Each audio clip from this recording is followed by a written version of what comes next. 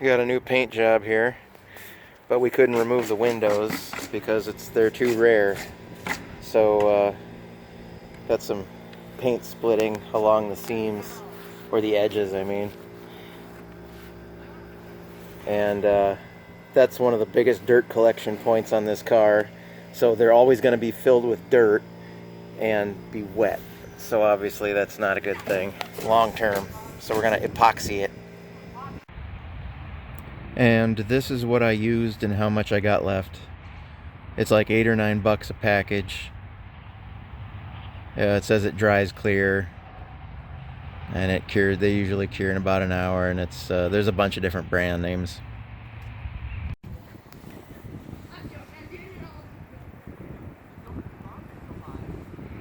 And we'll see what it looks like when it's dry.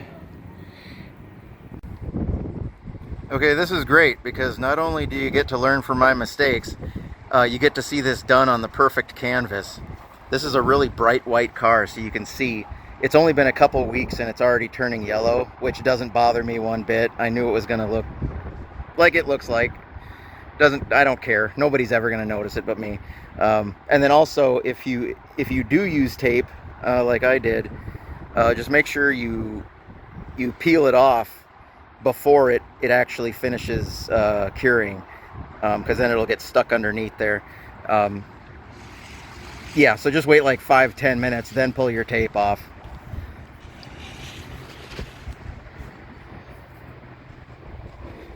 And so yeah, it's sealed, it's protected, no dirt is gonna get in there, no water's gonna get in there.